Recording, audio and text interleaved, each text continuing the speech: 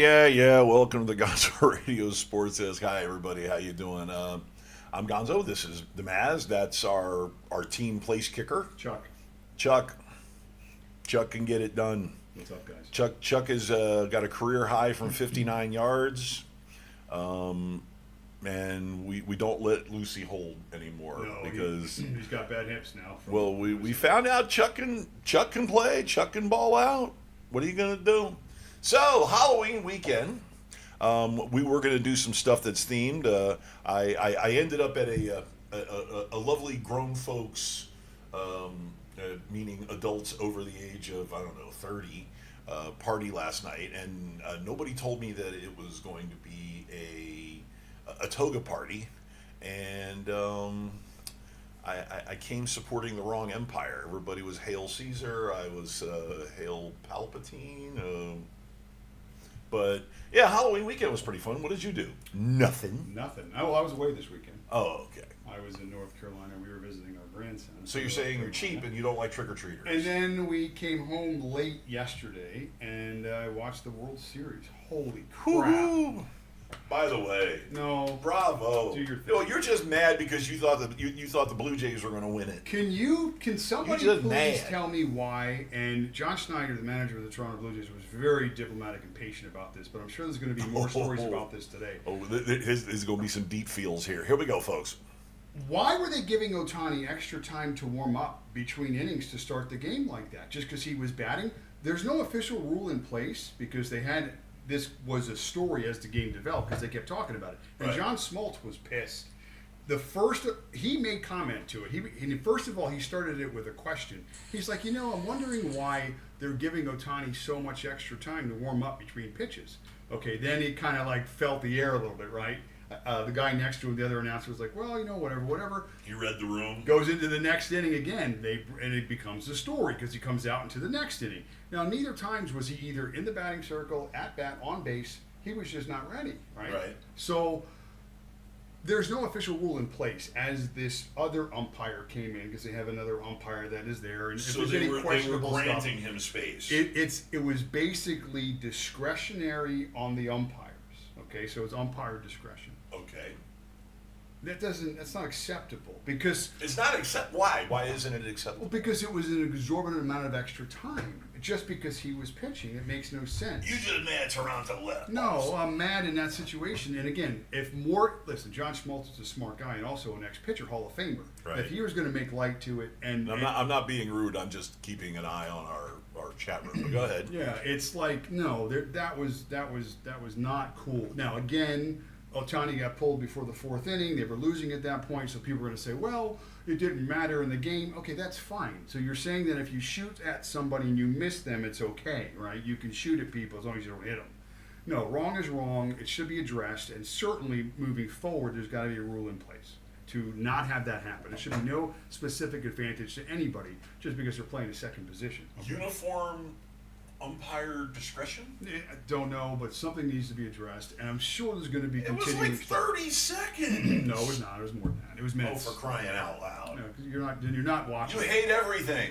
30 seconds. It shows you weren't watching. No, it was like an extra 5, 6, 7 minutes. Of course, I wasn't watching. I was at a party. Yeah, I was too busy having a good time. Anyway, so big problem there. Not happy and whatever. That's drinking beer and smoking cigars with my buddy Pete. Shout out to Pete. How you doing, Greek? Hypocrisy at its finest. That's baseball. Damn the man. So yeah, screw the Dodgers. Screw the Dodgers. Although, they're the champs. To be honest, I really wasn't rooting for Toronto, but I gotta say, I do like some of the guys on that team. Did you see Tim Kirchin's reaction? They last night.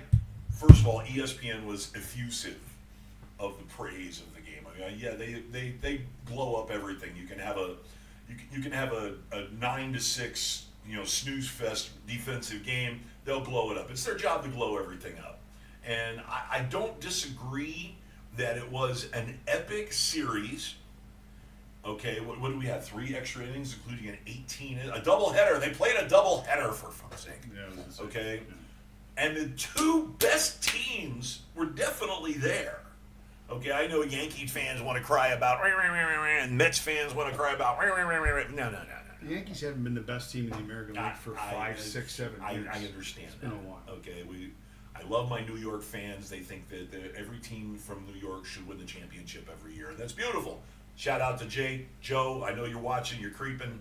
And of course, Danny Heimbender. He's here all the time. Creeping. Yeah. There's 3 shout outs that nobody's gonna hear. So baseball got it right. Baseball got it right. Baseball got the most out of the 2 best teams this year. The 2 best. Probably the 2 best organizations. The 2 best. And they had the best player spotlighted, the one that you hate because he takes too long between pitches or innings. And he cheated. And they got it right. But Tim Kirkchin, the guy who's been covering baseball for 35 years, 40 years, he says it's the greatest Game 7 I have ever covered ever in my life. I have ever seen the greatest Game 7 and the greatest 7-game series, World Series that I have ever seen. Would that be true? It's possible. Is it possible? Well, you mentioned three I mean, extra we've seen inning some games. great ones. That extra inning game, the Last year marathon, was pretty great. you could write a book on that game Oh, based yeah. upon everything that happened. Oh, yeah. Just like in life, one little 100%. thing changes the direction and the outcome. But that baseball game had 50 little things I and hope- big things I that hope all changed these the people. outcome. I hope all these people can hear us. I think our volume is good. You might want to bring your microphone a little closer, though. Let me take a quick look here. But as we're jibber jabbering, there you go, there. We can hear you. Yeah, I'm good. You're all right. Well, we're just hearing a lot of reverb. My Don't voice worry. projects. The studio is a work in progress, and the work is being done.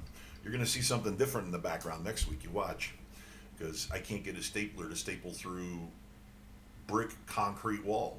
But yeah, I mean, they were hyped up. They were. I see the praise was a little overblown, but they weren't wrong.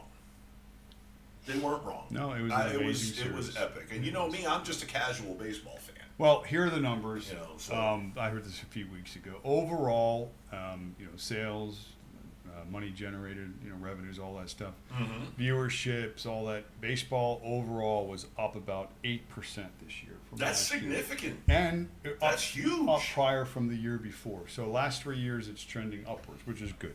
And again, the changes, you can attribute some of that to them Mazel. shortening the games, and obviously with the pitch clocks, and putting the runner on second base in extra inning games, and other things to keep the game sort of fluid. And if anything, that was the biggest complaint, I guess, of some people, because they Right. got bored, because they're boring, Well- but not because they understand baseball. Sorry.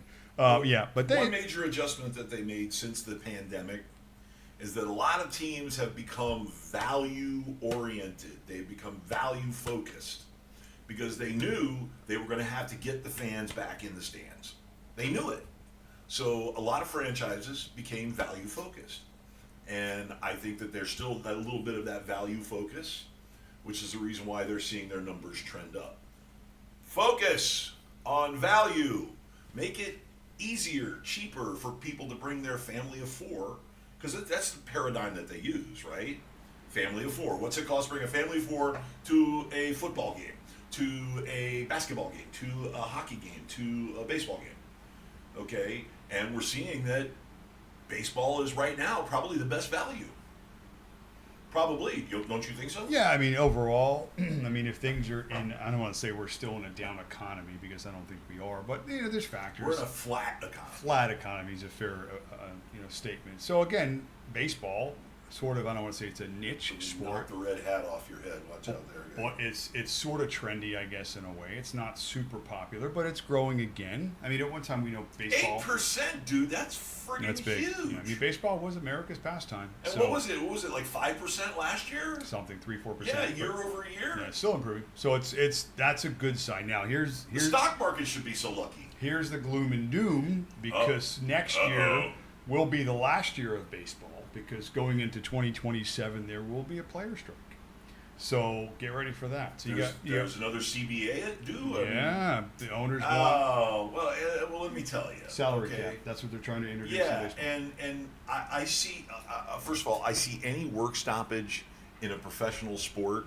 I see it as stupid. Okay, it's stupid. It's trying to grab as much money off the table between the owners and as a group and the players as a group. Okay, and baseball, you have a huge mound of money. You think work stoppages are stupid? What about our government and their work stoppage? You think Well, that's even stupid? double. That's doubly You know? stupid. I mean, come on, it's a joke. But don't get me started about that. I'll knock your red hat off your head again. Anyway. For the empire. So I mean, it was dumb when the NFL did it, and they took 5 years to recover from it. The PR was for shit. Okay, hockey did it for a little bit, and then they were like, we got enough money to go around. You know, grow the sport, share the money.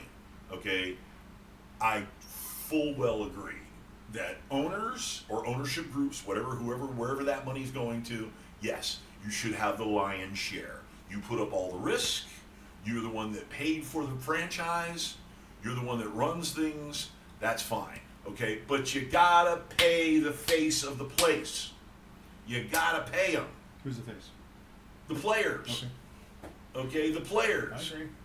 I'm all about players making money. Okay, the WNBA might learn the fucking hard way if they decide that they're going to pull a work stoppage. A work stoppage would kill that league. Okay, they have to share the revenue. If the revenue goes up, pay the fucking players. Okay, but and this was an idea that was put forth, I do believe, with the NBA collective bargaining agreement, that if revenues goes down, are you guys going to give us some money back? And that caused a 2-week kerfuffle. That's one of the many things where the disconnect usually comes into play. Right. Is if you're going to take from here, then I need to take from there. Right. Neither side tends to agree on what those amounts should be. The Yeah. biggest issue is going to be the salary cap. And baseball is trying to introduce a salary cap because you can see now in baseball where the Dodgers are paying X amount for near team and so other teams are paying this amount, Right. the Marlins or whoever. Right.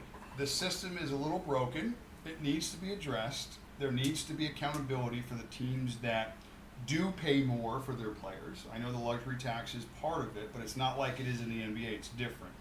They pay more of a profit share, or they're responsible for more of a profit share as opposed to, making it a more balanced, fair league. So what they've done essentially is those teams have sold their soul to just stay viable financially, like the Marlins, like others, where they know it. Okay, we know we're not going to be. You're never going to get the owners to buy into it because even the poorest owner in Major League Baseball, okay, they have a franchise where they average 4,000 people a game, and if they didn't get profit sharing, they'd be broke. They'd be in debt. Oh, of course. They wouldn't make any money. Of course. But that profit sharing is huge. Well, the top 5 or 6 teams support the league. I mean, Exactly. that's just how it is. So yeah, socialism. The Telling Dodgers you, last year socialism. alone, God damn it. Off of Ohtani, estimated earnings were $750 million, just off of his name, off of what they generated. They think from him. He's the greatest player in baseball right now. Yeah. So Probably in our generation. Whatever they give him, he should be the first $1 billion player. Who gives a shit? That guy is amazing. But the point is you cannot top 3. cost yourself dollars fighting over nickels.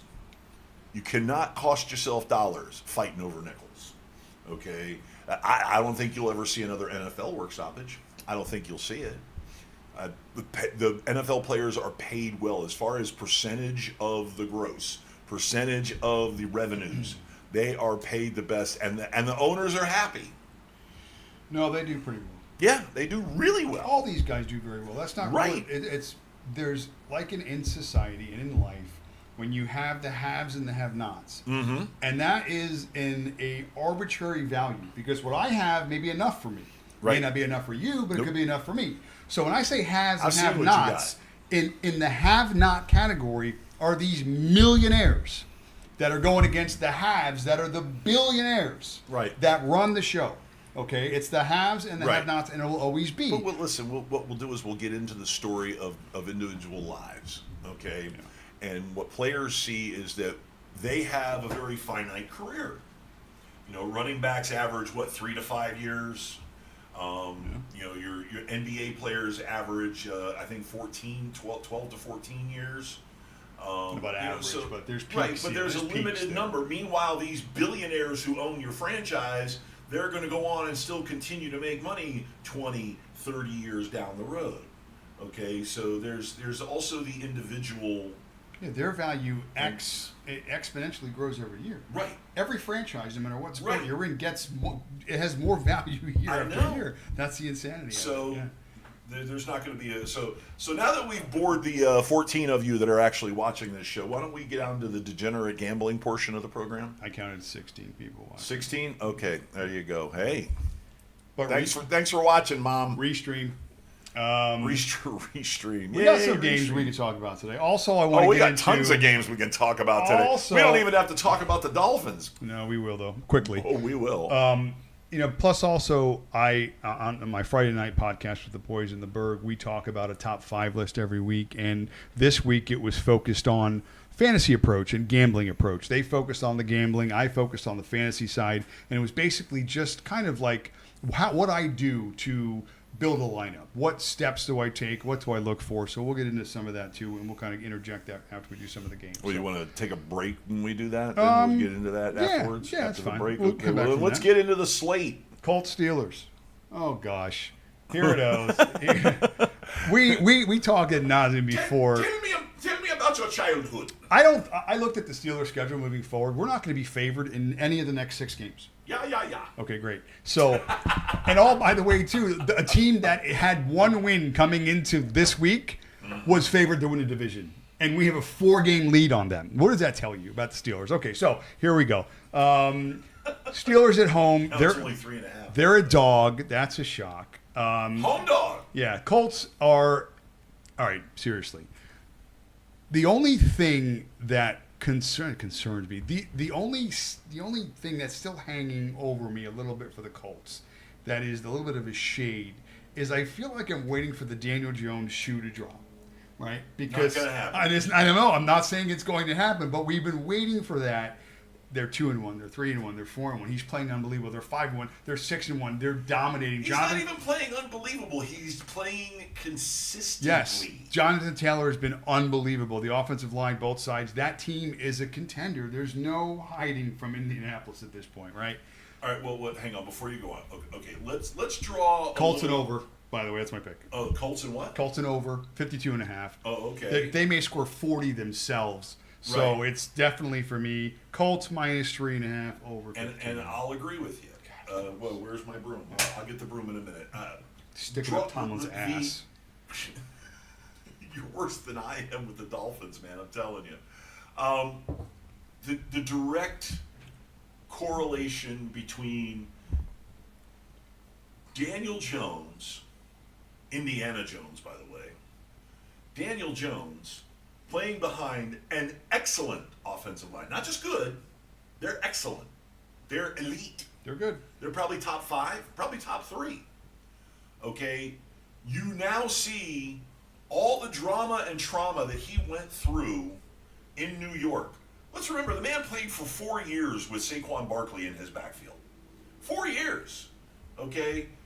And now he's playing with an elite running back in his backfield. Okay, but that elite running back in his backfield, Jonathan Taylor, is destroying people. Now, Saquon would have his moments. Saquon would have his big games. Saquon could pick the team up on his back. Okay, but he did not have a good offensive line at any time. So that chaos made Daniel Jones look like shit. Unrelated. Do you know who has more career rushing touchdowns than Saquon Barkley? Who? Kareem Hunt. How's that for you? Put that in your hat. Kicking a drunk Is broad in the Kareem face Hunt must better have done than something for him. Saquon Barkley? So white. That was a You're tough such one to a say. Caucasian, Because I I never swear call to him by his first name. Honky. I've been calling him Barkley since he's been in the league. Sorry, Saquon. Yeah. So basically, Kareem Hunt's a better running back than Saquon Barkley. Wrong. Wrong. Anyway. Yeah. So statistics do lie sometimes, yes. But I'm just telling you, and this will play into Fun after fact. the break when I come back and I have my rant about the Miami Dolphins. This will play into that. is that a quarterback I already heard it. behind a good offensive line will be a good quarterback. And if you're not, you're toast. Who are you taking? Colts, Steelers. Colts. Good. All day. Do you know why he got me this? It's not just because of he knows I love kickers. Frank, this is obviously you know what we're talking about. You know the colors he's wearing right now? Yes, I know. You. I still can't find that shirt in extra large for you. I'm gonna blackface him for next week. I'm gonna get you and a I'm gonna Charlie call Brown him shirt. Tomlin from now I'm on. gonna get you a fucking Charlie Brown shirt bigger than shit. Tomlin, Watch. right here next week. You'll see. So yeah, I honestly, do you have the odds on the Colts to win the Super Bowl? Where? I like can it. Find it. I like it. I would take it. Trade deadline's coming up. Trade deadline is what? Tuesday night at midnight? Wednesday night at midnight? It's usually Wednesday. Tuesday, Wednesday, midnight? Yep. I like it. I also like the fact that they are going to be very interested in acquiring Bradley Chubb from the Miami Dolphins. That will only make a decent defense even better. Are they going to trade Waddle? Dolphins? They trade Waddle okay. We got to wait till after the break. Bengals and Bears. All I can tell you is they trade Waddle. You're never going to see me at a fucking game again. I'm done. I'll be done with them. So go ahead. Chicago -2.5 road favorites in Cincinnati. Who's quarterbacking for Cincinnati today? Tyler? It's not going to be Joe Flacco. Who is it? Tyler Badgett? Is he their backup? No. They're going back to Browning. Oh, Browning. Jake Browning. Jake Browning. God. Listen. Oh, God. Here's the magic of the NFL. If they got tape on you, they figure you out real quick. 70 catches so far. Yeah. So I don't think Browning will necessarily raise his game unless he has learned something from his benching.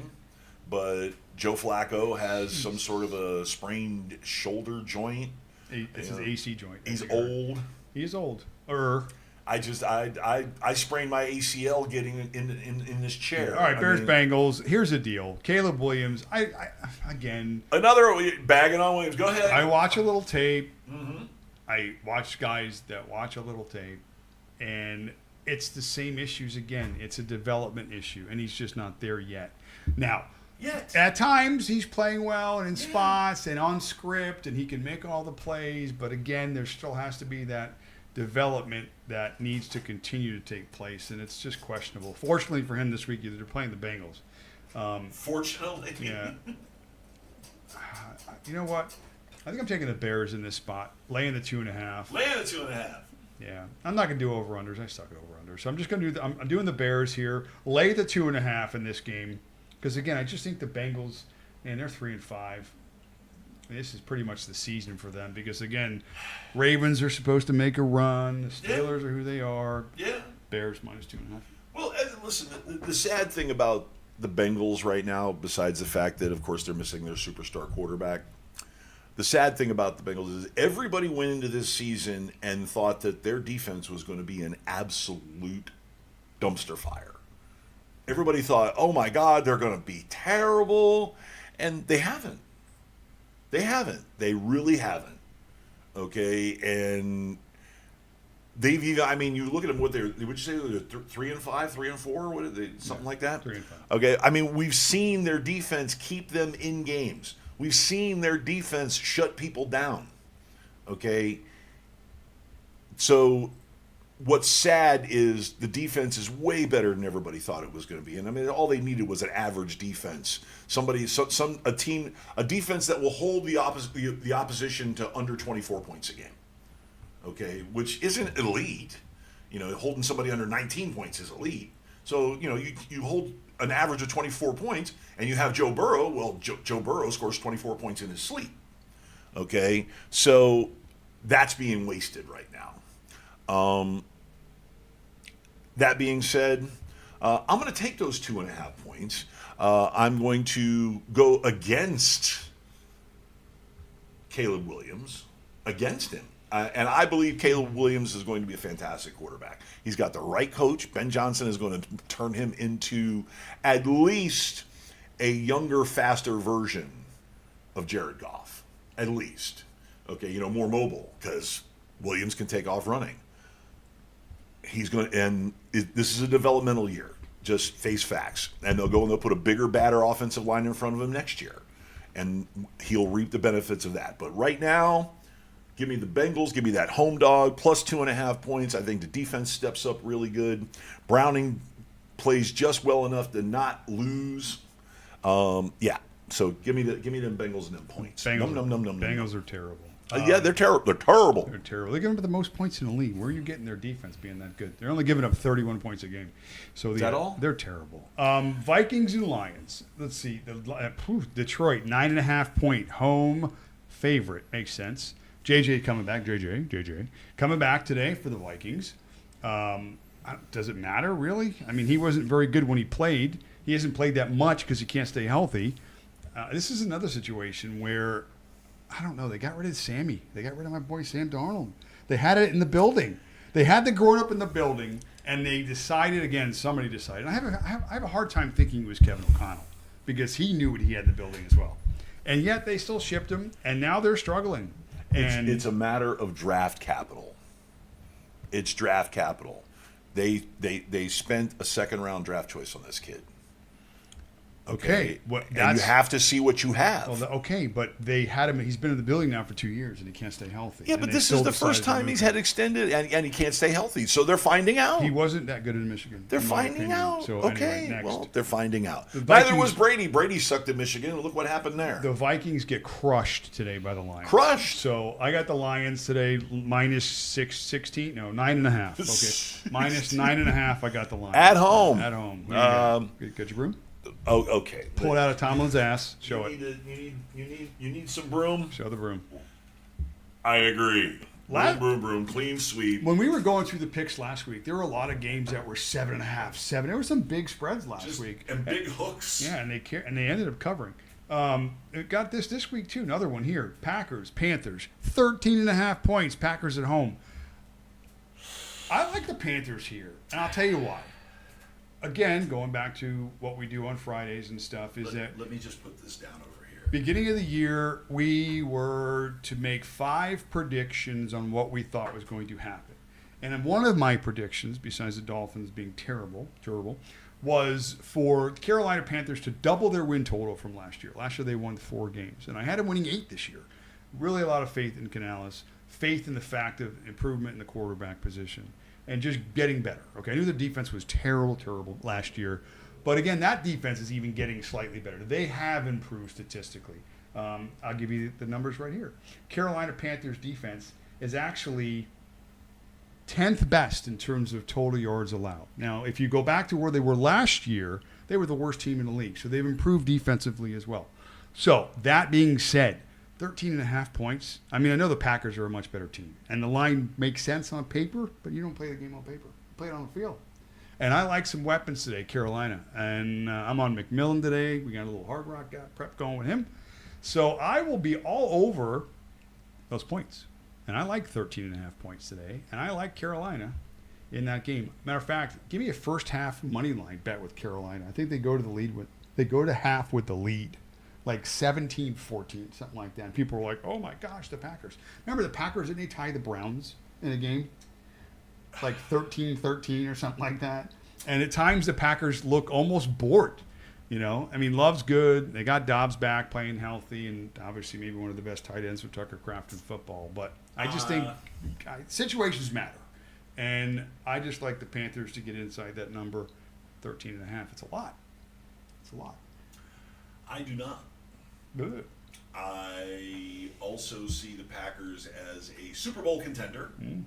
Nobody's going to want to see Green Bay versus Indianapolis in the Super Bowl, except all the people from the Midwest. But I see Green Bay as a Super Bowl contender. I see Green Bay covering that 13.5. Your little hook. It'll be a 2-touchdown game. All right. We have yet to really see a huge Minka Fitzpatrick. Minka Fitzpatrick. I've still got Dolphins on the brain. You're talking about the defensive back? Yeah. Micah Parsons. Yeah, Micah Parsons. Yeah. We still have yet to see a big Parsons game. We still have yet to see a 2.5 sack, 2 batted balls, forced fumble recovery, strip sack, just mayhem game that he is known for. Okay, he has, over this first half of the season, he has made a lot of strides to fit in. Well, he's battled some injuries too. Right. He hasn't been 100% healthy Well, he's earlier been on. playing with a back injury all yeah, year. Yeah, so it's not like he's been 100% either. But so. this, I believe, is the game that he goes bananas.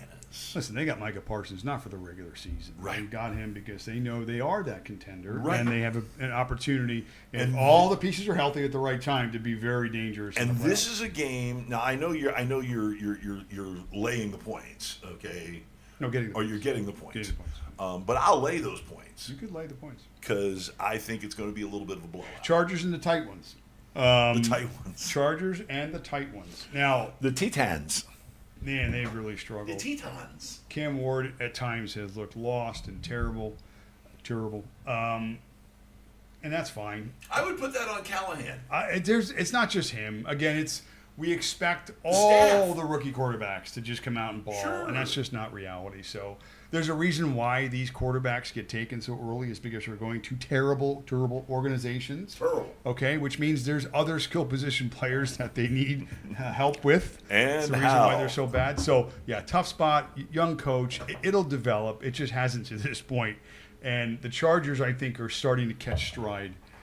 They've dealt with a lot of injuries too. Their wide receiving core always seems to be hurt every year. Allen bounces in and out. McConkey misses a game. Quentin Johnson was the story early on. He's kind of not been really part of the offense as much. They've lost Hampton. They've lost the running back. So, I mean, they've dealt with injuries. But defense is coming back, coming healthy. And you still got the man at the helm throwing that football. So I like the Chargers here. Just a better team. 9.5 points. I'll lay it on the road. You can get to see that game if you want for $15. You pay more for parking than you do to get in that game, by the way. So I thought that was kind of interesting. I think I talked about this last week. Ticket prices. They show up on this site.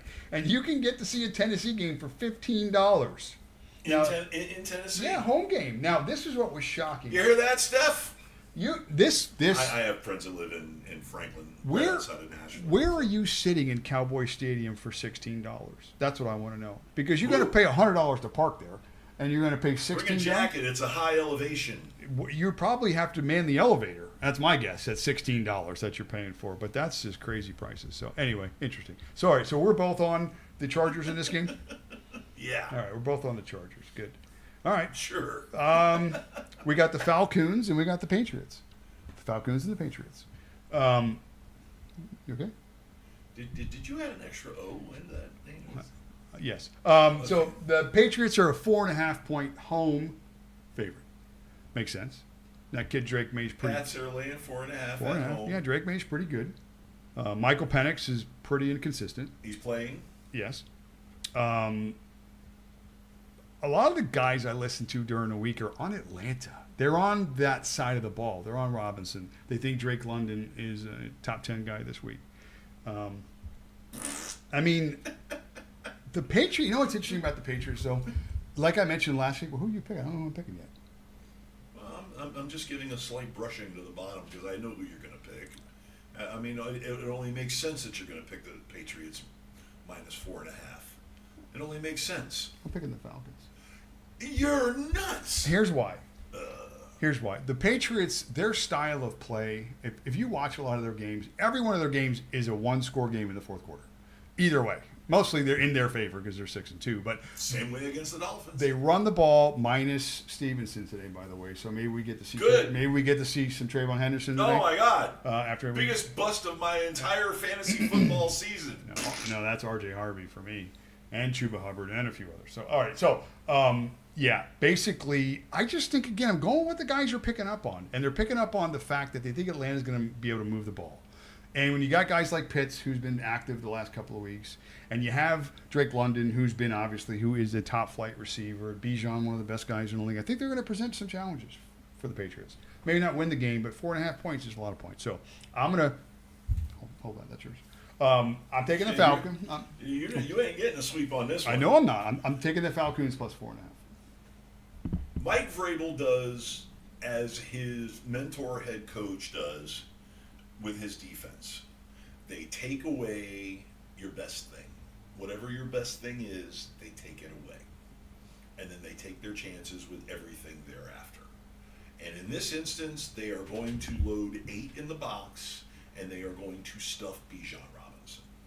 And that's just been how you successfully deal with the Falcons. Okay, look when they got shut out in Carolina, and what did Carolina do? Stuck 8 and 9 in the box all day. You can throw that ball all day downfield. We'll play man on your outside guys all day. And it was, what was it, J.C. Horn versus Drake London that game? Yeah. And Horn owned him. Yeah. So that's it. You got zero. You got bageled. You got Blutarski. Oh. You got shut out because they took away Bijan and took their chances on the outsides with your wide receivers. Take a chance. And that's going to happen today. Mm. Simple as that. You're taking the Patriots. So I'm taking the Patriots. Good for you. -5.5. 49ers at the unfortunate and unlucky New York Giants. Well, I wouldn't say unfortunate. With the injury to Scannaboo, that's Unlucky. a big deal.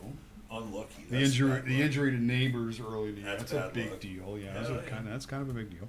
Are 2-6 at home to the 49ers. A little insight here, fantasy wise. I like Jackson Dart today. I think he's going to be Strong very at home. productive. You know what I saw? His rushing prop is 44.5 yards. Jackson Dart. Wow. You know what that tells me in fantasy? Now, just fantasy. Because you know quarterbacks that are mobile put up a ton of points. They give you that advantage. That's been the strength of Jalen Hurts outside of the tush push and some other guys like Drake Well, May. and an additional 4.6 points. But nothing to if Vegas is telling you he's going to get 4.1 points, right, on the line, let's say he has a really good game on the ground, breaks one for 30, and now you're looking at 70 yards rushing. He blows it out of the water. That's a whole nother touchdown in fantasy. Okay, that's 7 whole points. So he doesn't need to throw 3 touchdowns today to get you to that number that you're looking for in something like DK. His line can, in his yardage progress, I looked, it's 208 yards. So let's say he modestly breaks that, goes for 225. Okay, what is that? That's 9 points. Let's say he gets you that 70 yards on the ground. That's another 7 points. That's 16 points, and you haven't considered any touchdowns yet. Give him 2 total touchdowns, and he's probably like 5x today. And that's very well within reach. So, all right, that being said, that's a fantasy angle. Whoop. I like the Giants at home today. I don't think they win. I think this is a 1-point victory for the Niners to kick a field goal to win. You love field goal kickers. So again, maybe the over I'm hoping, because that's a big total for teams that are somewhat depleted on offense, right? That's a 48.5 total. And the Giants, you would look at their team and being the front seven, being the strength of the defense, and the Niners defense hit hard. No, that total's almost 50. So I'm going with it. I like the Giants in some points. Maybe they don't win, but hopefully the Niners win like 31-30. That would be perfect for me. So What's the what are the odds on the money line for the Giants? well, if they're plus 2.5, they're probably like plus 140. I'm guessing. Plus I'm going to go with the Giants as well, but I'm also going to take them to win. Give me that money line. I like it. McCaffrey is on pace for over 400 touches. Dart has the juice at home. Okay, 400 like most touches. rookies, he struggles on the road. Although I don't know, last week he wasn't too bad. But he's got the juice at home. Kid's a winner, proven winner. Okay, proven winner. I still think that we have yet to see the best effort out of that defense, and I think you may see it today. They may rally, considering that they know how hurt they are on offense. Now, let me Right. ask you. So I'm mentioning McCaffrey with his 400 touches to this point this yeah, year. he ain't gonna make no 400 touches. How many He ain't touches? even gonna make it to 300. How many touches do you have since the start of the year? 2, Okay, 2 touches. You need to touch it more. That's probably not enough. maybe 3. All right. So anyway, yeah. So we're both on the Giants. Oh no, yeah, we're both on the Giants here. The weekend's not over. Brim the Giants. Wow, the Broncos and the Texans. Everybody's darling pick this week is the Texans. Take the under. It's 40.5. It's the lowest Take on the the under. board. Houston's minus 2.5, home favorite. Makes sense. I don't know. Statistically, I think the game is really a pick 'em, honestly. I mean, the 2.5 points is nice if you're the Broncos getting it, but it's the 6-2 Broncos, okay? They've had some tough games. I mean, they've been in some really tough games. And the Texans, their offensive line struggles are just not improving. I mean, it's if you watch a lot of his games, you can easily say the receivers have been hurt. I think Nico is playing today. He's out of concussion protocol, so he's playing. But their offensive line, he just does not have time to throw the football. I watched their game last week, and it seemed like when he got the ball, he had like a second, and he had to decide. And when you're trying to make big plays downfield to guys like Nico Collins and other players, it's just the offense has no fluidity when you're under pressure all the time. I believe I said that last week. A lot of fantasy owners were complaining that Nico Collins, he's a bust. I'm like, there's a reason for the lower, the lower productivity. Yeah, Nico's there's a reason for it. Listen, metric stating, and I remember this because I did the work in the offseason. In terms of the stuff where you really measure a receiver and his abilities, like route separation Target percentage. share, target share is just a quarterback, but the metrics that are inside, like separation, route running ability, all these things that matter to a receiver. He's in the upper echelon of all those statistics. So Nico Collins is a top 5 talented receiver. You just have to have the situation work. He needs time to run his routes and be able to get downfield and stay healthy. So it's a combination of things. Once you take that big number away from him, because all the other little numbers, all the other metrics in his the little numbers in his metrics are all elite. Yeah, he's a beast. Okay, but his big number, which would be yards per catch, not as high as it was last year. All right, let's pick the game. -2.5. I'm going to lay it. I think the Texans get to 500. That division is still not very strong outside of the Colts, which is going to be a runaway. But there's still room, I think, to get in. If Houston get on a little bit of a run, you get teams in the AFC like Baltimore that doesn't have a winning record yet. Cincinnati doesn't. So you start knocking teams out, and if you win a few, you're all of a sudden in the playoff chase. So I think Texans can do that if they get right. I think it starts today. So lay the 2.5 for me, Texans. Well, then give me that 2.5 points. Give me Sean Payton finding a way to win the game. Definitely give me a better coach. Give me a more patient quarterback. Give me a defense that is going to get after that mediocre or worse offensive line and drop C.J. Stroud on his ass at least 3 or 4 times. Maybe cause a few turnovers. It's going to be mayhem. Now, I don't think Pat Surtain is going to be back for a couple of more weeks. No. But it doesn't matter because that defense is elite. So, Houston Texans, by the way, giving up the least amount of yards per game in the league. I don't. I don't discount the Texans being another elite defense. Yeah, they're really good. But I still have faith in Sean Payton being able to draw up enough offense to score, 20 points, 23, 24. That would be about the total. Okay, and that defense not going to give up 16, 17 points. You're like, rah! What does that say? I'm going to make more points and not let them have any points. I'm going to do it again. What? Rah! Okay. Jaguars. Jaguars in. You are just a huge Jacksonville fan this year. In the hapless Raiders. Hapless? Man, they got some good players in the team that aren't really helping anybody this year. I know Genty's been underused. I know Bowers has been hurt. Jacoby Myers, nobody knows where he is. They've really struggled. I'll speak on the Raiders after you're done. Geno Smith has been kind of Putinky. But Jacksonville is Jacksonville. They usually go to Europe twice a year and lose both those games, and you're like, oh my gosh, they suck. And you still don't have any faith in Lawrence and whatever. So at times, Jacksonville's look really good. Jacksonville's a 2.5 point You're just favorite. not a believer, are you? No, although I have to say this. You talk a good game, but you just don't believe. You don't have the courage of your convictions. DFS. I love my DFS. Yeah. My 2 QBs today that I'm leaning on. One of them happens to be in this game.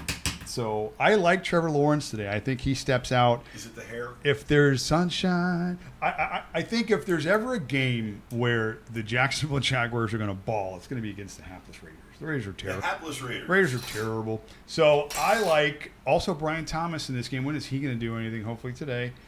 Give me the Lawrence Hunter is out. Thomas combo. Hunter was barely even a part.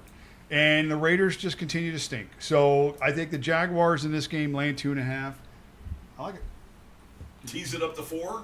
No, I just. Oh well, no, you get the sweep, but rolling Saints and the Rams. Hang on, before you go, Sorry. I spoke on the Raiders last night, and it wasn't the Stella Artois speaking, but my friend Pete, he's a huge Raiders fan, along with my friend Danny and a few other people that I know, huge Raiders fans, and I told him last night, and I'll tell anybody else, I said, the team's going to be different next year. It's going to be totally different next year. Why? Tom Brady. Tom Brady is in your front office. Tom Brady has essentially been handed the keys. Okay, because Mark Davis doesn't want anything to do with it. All he wants to do is chase his young girlfriend around the house with his pants around his ankles, with his funky bowl cut, going to get a Happy Meal at McDonald's haircut.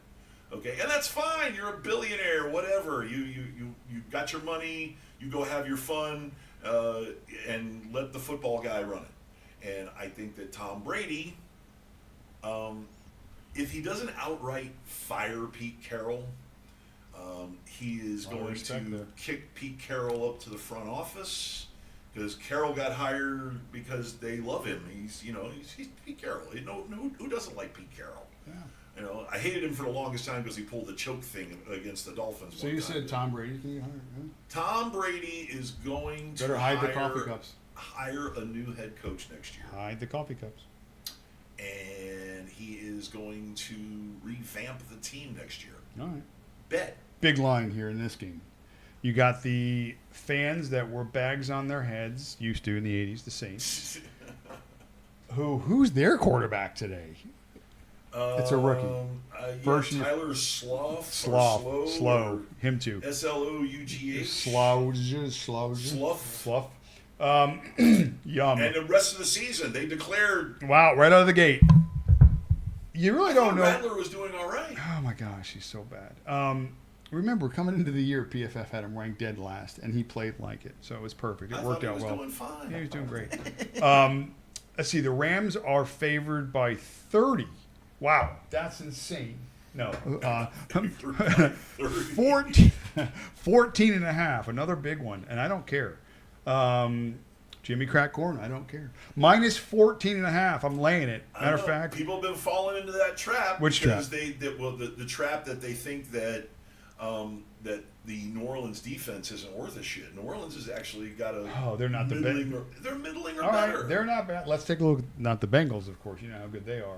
Right. No, the Saints are not bad. You're right. The defense is not bad, statistically speaking. But offensively, I just think it's going to be such a challenge today. And they're going to keep it so simple. The Rams are healthy. The Rams on defense, that front is going to make it a long day. And what's the spread? 14 and a half. I'm laying it. So give me the Rams. Yeah, 14 and a half. I like that. Now, even with the hook. Best game of the weekend, no doubt. Wait.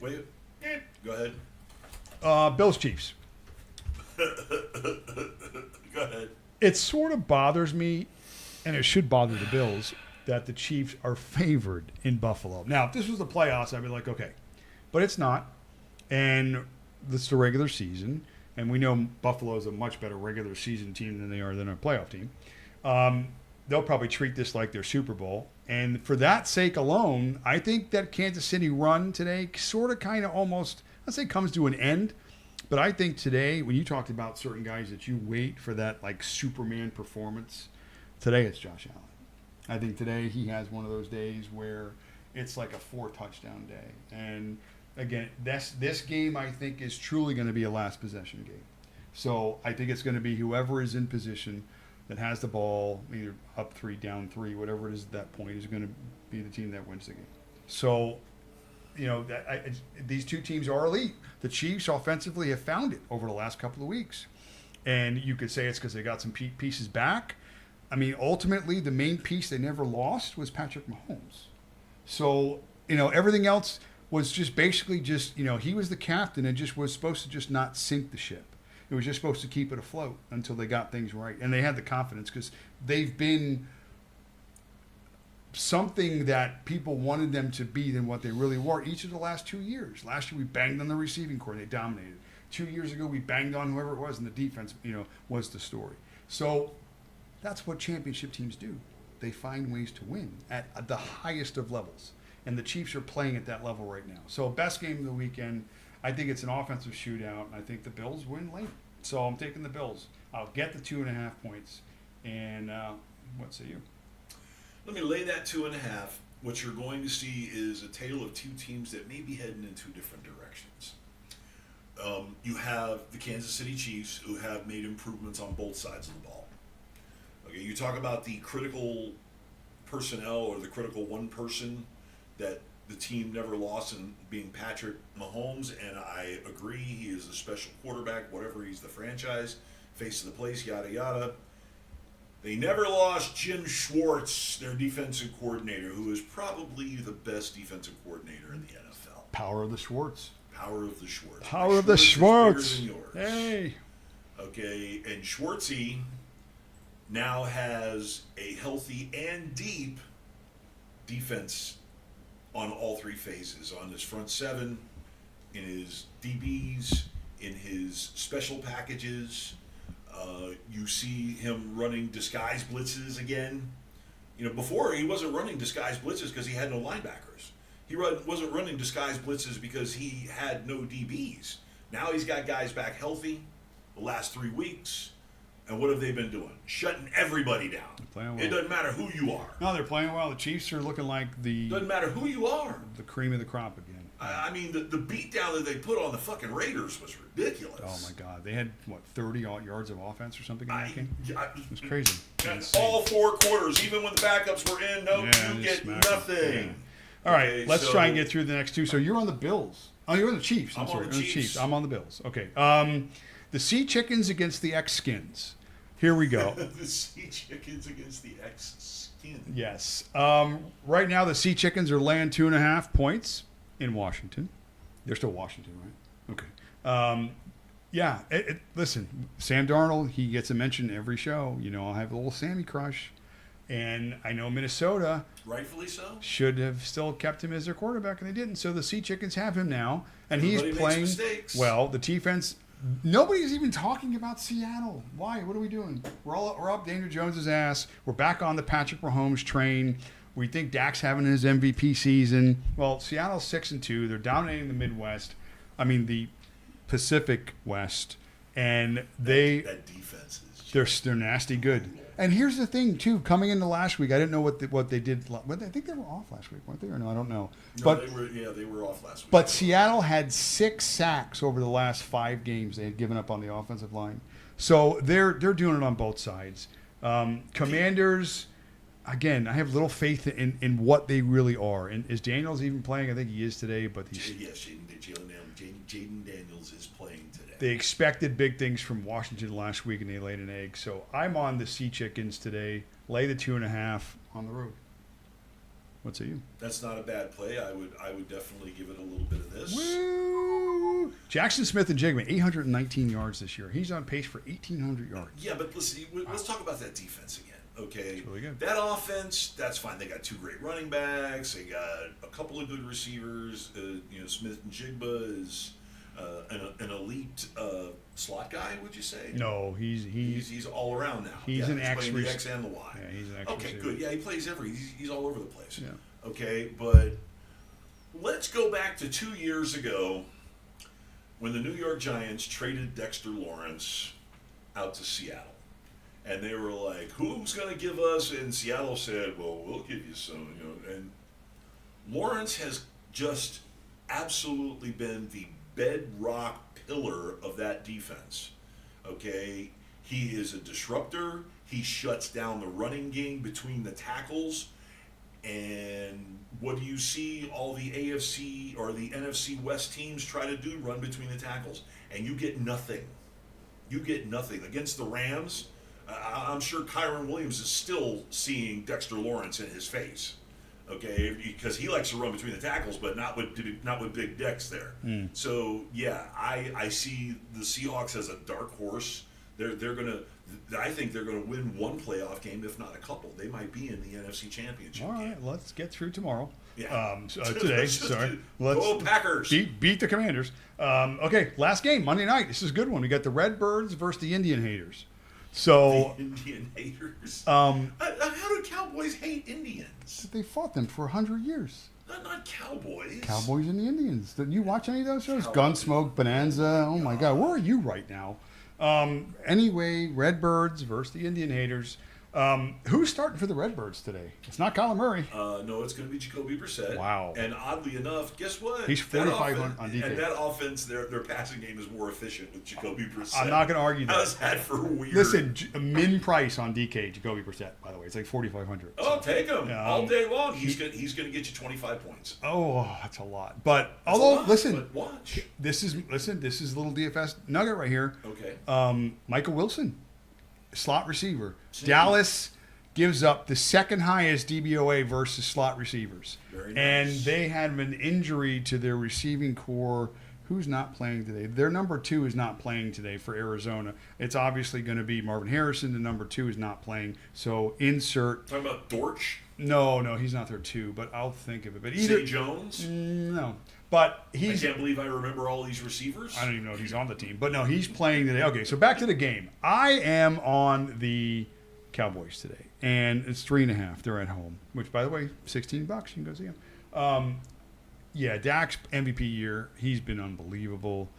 I looked at his number on play action passes. I had this stat from last week. And he was like 60 of 70 for like, whatever, 7 touchdowns or something. Yeah. Oh, no, you don't have to sell Dak Prescott to me. That's a team. Oh, go ahead. What's the point line? 3.5. No, point line. The total. 53.5. Take the over. It's a big one. That's a big Give one. me the over. Right now, I want that. And the Cowboys are minus 3.5. I like that too. Yeah. I like that too. George Pickens so far, 685 yards, 6 touchdowns. Man, that's unbelievable. Having an unbelievable year. We need to hear from Jason Ferguson. I think we will. Yeah, that'd be nice. I think we will this game. Yeah. I think it's going to be a big tight end game. I think McBride's going to go bananas. I got both those guys. Yeah. So, yeah, but lots of points to be had for everybody. Yeah, a lot of throwing, With the like you exception said. of Arizona running backs. Take the attempt prop for Jacoby Brissett, whatever it is. Take the over. Right. They're going to be chucking the football. Yeah. 100%. Oh, I like that bet actually. We'll find that. So yeah, we'll go look at it. We that's gotta all. hurry up. It's almost 12 o'clock. That's all the games. Take a break. Come back real quick. We'll no, talk. fuck a break. All right. You sure? Yeah. We have good promos. So you want to say? Nah. We have sponsors or something? Don't you want to see Ed? Listen, if I was getting paid for this, I'd do it every week. All right, top 5 guys, success for fantasy lineups. There you go. What I like to talk about in this little segment here is the approach. This is what I use. Things I look for, things I use, tools, stuff like that to help build a strong fantasy lineup. I would think I'm pretty good at it. I mean, I don't win every week, but I think at least my approach is sound. I know what I'm talking about, and I have good discipline. All right. Discipline in terms of using the same methods, not trying to get crazy, not trying to, whatever. So, all right, just real quick. I'll run through the top 5. Vegas, DraftKings, FanDuel, Hard Rock, all these entities that are out there that do this for a living. Don't forget that guy Larry. He takes action and Larry. Let them do the work for us, okay? They're the ones that set the lines. Do you know how much work goes into what they do, their algorithms and such, to give us that line? Now, typically that line's pretty good. It's accurate, right? We all struggle with it, the over-unders, the sides and stuff like that. Use that as a baseline. If you come into a situation, and we went through all these games today, and you got totals in the 50s, that's a tell, okay? That's Vegas. That's these other guys telling you that there's going to be points, which equals People production, which Yeah. means what is you're chasing? Production. Opportunity leads to production, leads to points. Okay, so use those. Go through it and do your homework and compare.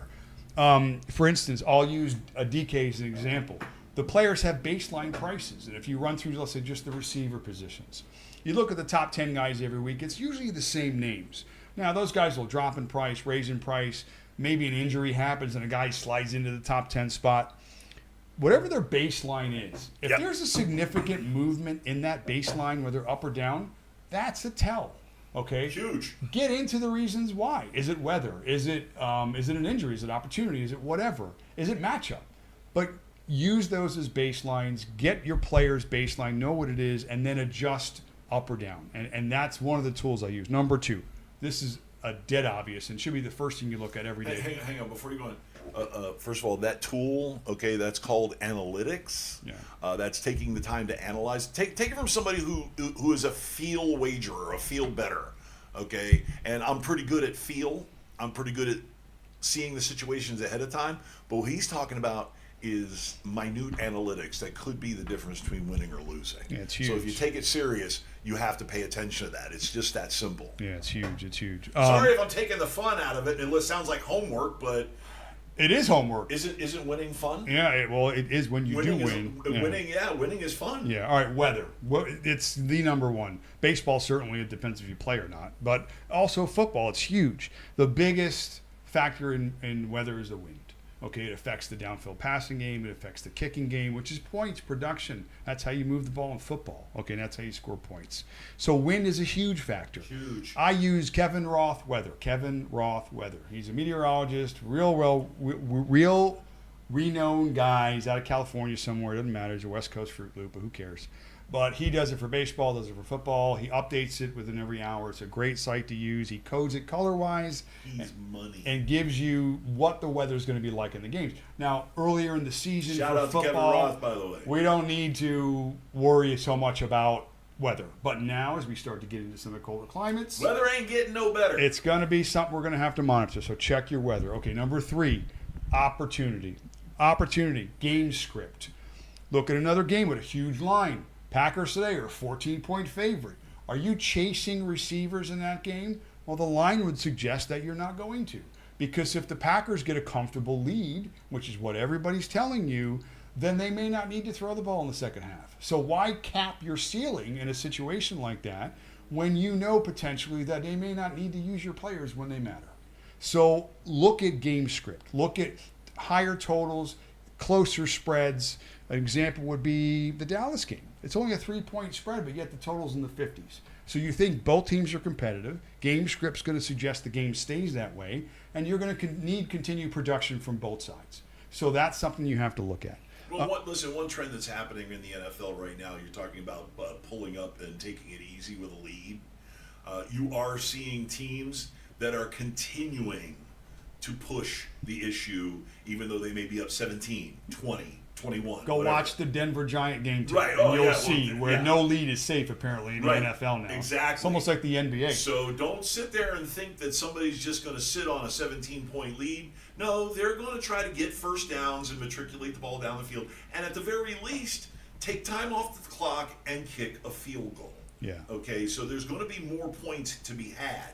Okay, but like going back to weather tends to mitigate that. So One little you got to thing. weigh. One little Either thing or. that I wanted to add to the game script was when you get into game script, the script essentially is what happens in the game, essentially, right? So one of the important things that happens in the A little game condescending, don't you think? is how many touches a player will get. If a player gets touches, that means he gets opportunities. Say it slow. So if you get lots of touches, you get lots of opportunities, you get opportunities to score points, and that's what we're looking for. I have never seen anybody sitting on the bench score a goddamn thing. Yeah, it doesn't happen. I use a site called Football Guys, and they basically break down snap counts, snap share, red zone targets. Is that footballguys.com? It's just Football Guys. You put it in, it'll come up. They're out there. Just get the stories for each of the games. Find out why a guy had that production. It's footballguys.com. Yeah. If a Shout out. particular player all of a sudden one week has 8 catches for 100 yards and it stands out to you, don't assume that the next week he's going to get that same production. A lot of times we chased last week's production. Not even elite receivers. Yeah, go find why that happened first and then determine if you think that that script is going to move forward. And a lot of times you'll see that it doesn't. So get into the stories. Use the tools that are out there. There's so many tools out there. Okay. I have a really good one for you. A tool that you could use that you could chart players. And it's really simple. It's really basic. And it's on the ESPN Fantasy app. As you're going through your fantasy players, just go and look at the game log. The game log will tell you a lot. Okay, it'll tell you the targets. It'll tell you your targets, catches. It'll show you the trends. Because remember, they're stacking them week to week. So you can compare those statistics week to week and see how a player is up, down, and you can see who their opponents are coming up. It does So help, yeah. you There's got lots to of ways. use tools, Yeah. people. All right. Number 4, opponents' strengths and weaknesses. Very simple. Go look at the yardage charts. If a team is number 1 versus the run, you're probably not starting a running back against them. Okay, Unless he can catch the ball. unless you can catch the ball, or there are factors that Or make he's going to have 400 touches. Yeah. So Run or the pass. Find out what the teams are good at. Find out what they're not good at. And then try and exploit those weaknesses. Injuries play a big part in this too. Tell the story. If a team is missing their best linebacker and they're generally in the top 5 versus the run, well, maybe that's a spot where you can kind of get away with it, if you had to. Because again, there's a reason why that they're top 5, and there's a reason why they may not get that same performance today. So injuries play a big part in that as well. All right, number 5, and then we'll wrap it up here. All right, back to number 4, tools, real quick. On DK, when you look at matchups, I know they do this on DK. If you ever look at the positionals, like the receivers, tight ends, and stuff, you ever see that little green number that's next to the player, opponent ranking? Oh, yeah. Or the little red number that says opponent ranking? Well, as we're kids, we learned red, stop, green, go. Right. Pretty simple, right? Another tool. Why is it green? I bet you if you looked at the reasons why, you'd see that team is either bad against the position, or if they're red, they're good against the position. So use that. Again, they're just telling you it's information. It's free. Use it. Number 5. This is one of my most important things in terms of tournament lineup structure. How important is it? It's so important. It's zig when they zag. Okay? It's pretty simple. Here's the logic behind that. Right now in the industry, there are so many lineup generators that are out there, lineup optimizers, okay, right, that are all lineup trains, whatever other terms you want to use. They're all pushing the same sets of lineups, the same core of players. And what's happening is you're looking at some of these multi-ante tournaments where you can put in 50 or 100 lineups, and there's a lot of overlay where there shouldn't be. And why? Because guys are putting in similar lineups because they're using the same optimizers. Yeah. If you want to win, you can't use those optimizers. You have to make your own optimizer. You have to take your own chances. You can't just go into a situation and know that if a guy's going to be 70% owned, that he's automatically the guy you're going to plug in there. And that's not the case. Now, in cash games, I get it. Okay, cash games, you're looking for free squares. And a 70% owned guy that should probably be 70% owned, that's a free square. You take it, you move on. And run for your life. Yeah, but in tournaments, when you're trying to take down the big prizes, you got to have variance, guys. You got to be different. You can't just follow the lineup trains, and you can't look at it. And there are guys that it happens every week. One of the popular plays today, for instance, is going to be, let's say, Trayvon Henderson. Okay, now I can argue against this, and I'm going to, because you can see. Are you looking at my phone while No. I'm checking my fantasy lineup? I'm saying because I that. got Trayvon Henderson in. Oh wow, because Stevenson's been the story. We were all waiting for Henderson to pop. And now, all of a sudden, because you have opportunity, you assume he's just going to plug in that role and he's going to get production. May not be the case. We're hoping. And the other 70% are And too. the conditions are right for it. And they are. But that's a spot where you maybe don't jump on. You maybe let everybody else take the leap of faith, and you sit back here, and if it doesn't come to fruition, you got a head start on the entire field. Well, at least you don't look like a mo. Well, you don't look like a sheep is what it is. You don't fall in line. So these are some of the approaches I like to use to just be consistent on how you do your research, on the tools that you use, and how you apply them to building fantasy lineups. And also, again, guys, we talk about fantasy lineups. This marries right into in gambling and props. Of course. Because it's the same thing. Building a fantasy lineup, I want my guys to catch passes, run for a lot of yards, and score touchdowns. Yep. It's no different with props. It's the same thing. So they're very Play close. to win the game. So that's what I got.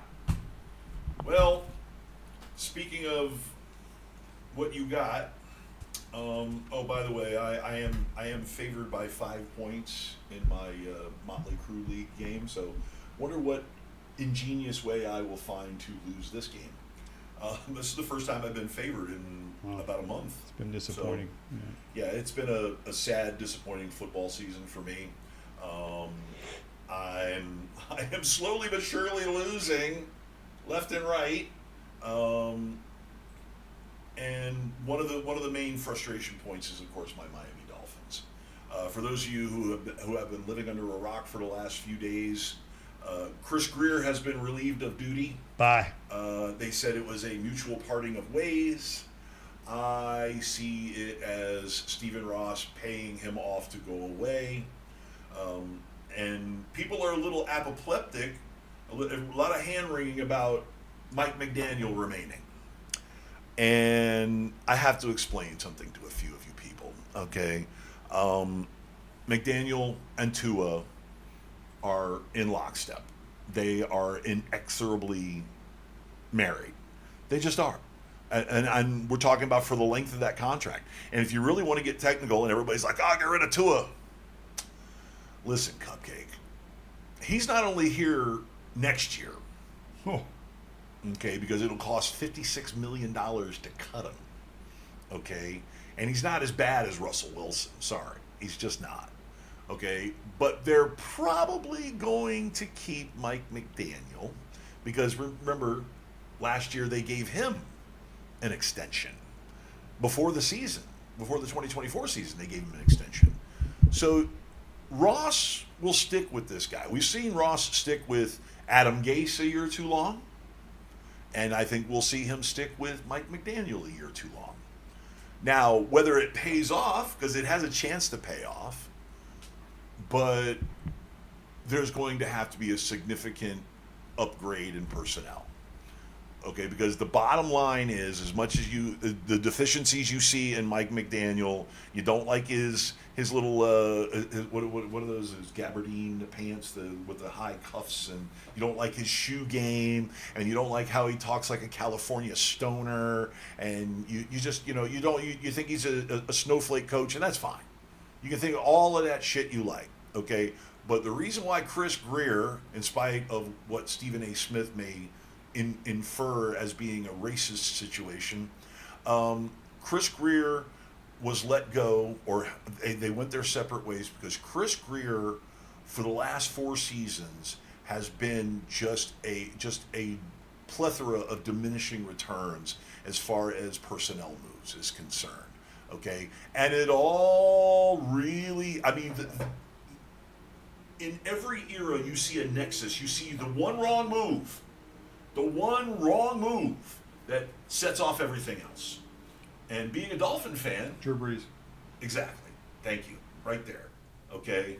Being a lifelong Dolphin fan, it's Drew Brees again. Except now, it's an offensive lineman. Okay. I take you back to 2021, the 2021 draft. Please. I'll take you right back there.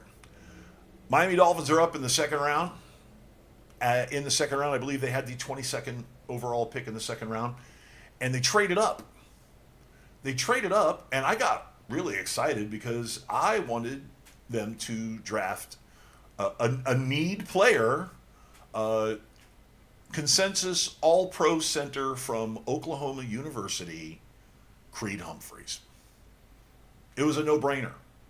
Absolute no-brainer. Oh, they're trading up. Oh, and with the third pick in the second round, the Miami Dolphins pick Liam Eichenberg, Ted Ginn and his entire family. offensive tackle, Notre Dame. A guy who hadn't played since 2019 because of COVID. And a guy who was second-team All-American tackle. So he had bona fide. He was not consensus All-American center. Okay, something you needed. No, you had to go and reach for this guy. And then 2 picks later, the Kansas City Chiefs trade up from 30th to draft Creed Humphreys. Now, let me ask you, okay, what is Creed Humphreys' career been like in the 4 years since? He's okay. He's okay? Yeah. 3 All-Pros? I know he has a couple of Super Bowl rings. Pro Bowl every year. 3 All-Pros. All-Pro center. Okay, not tackle or guard where there's 2 of each. Center. He got rings. He's got 2 Super Bowl rings. He got rings. We got Liam Eichenberg. Who's not related to Jamie at all. Just saying. So that's it. That is the nexus right there. Okay, because from there, you have just a dumpster fire of bad offensive line moves. Okay, I'm the only person in Miami that did not have a boner for Teron Armstead. I saw when he came over from the Saints, he was a guy who missed half the games he played. He was constantly injured. Elite offensive tackle, constantly injured. What's the best availability? Healthy. What's the best ability? Availability. Availability. was not excited about him. Okay, you went and got him. They let Robert Hunt go. They could have paid him. They let him go. Now, Robert Hunt's been all kinds of injured since he's gone to Carolina. He's such a Hunt. But you could have kept Robert Hunt. Austin Jackson moved out to right tackle and has done okay. He's another guy who's been hurt all the damn time. The point is that you make one bad move, and especially when it comes to an offensive line, and it's a cascading effect. It just is. And his bad moves in free agency, his bad moves in the draft. The guy has been in charge for 9 years. Okay, his peers, Howie Roseman, okay, amongst others, have fared far better. Okay? Well, Chris Greer, you no longer get to pull the football out in front of not only this guy but me. Okay? Bye. Sorry about your dad passing away. You have my condolences. Okay? 20 years. Yeah. A long time with the organization. Long time. Okay, but goodbye. How long have you been with your organization? Since 1965. Oh, that's a long time. There's a picture out there of me at about a month and a half wearing an aqua onesie. It was probably a twosie. And the team, no, it was a onesie. I was a big baby, but it wasn't that big.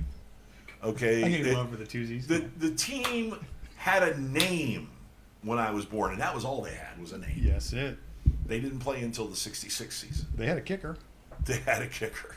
Okay, so kickers. Bye-bye Chris Greer. He has been replaced by a bean counter, which is fine. And the Dolphins are just trying to get through the season and have reason to pull a rebuild. They're going to retool, and I can guarantee you. Oh, and just a lasting legacy, by the way, for Chris Greer. Yes. This Savanea kid that they drafted in the second round, the guard. Atrocious.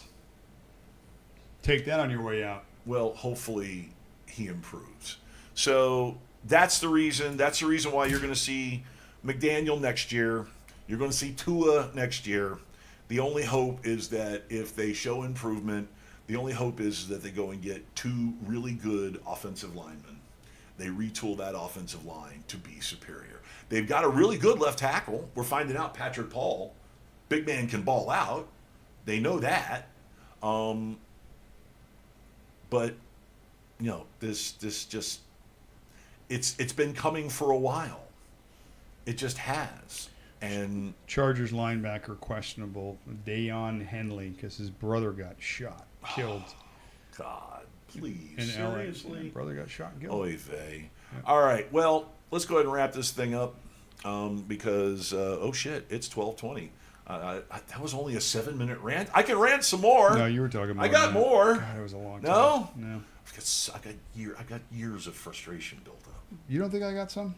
Yeah, oh yeah. No, we were just talking about how the Steelers and the Dolphins are very similar in as much as you got a coach that relates to a certain group of players, and but it's always a mediocre result.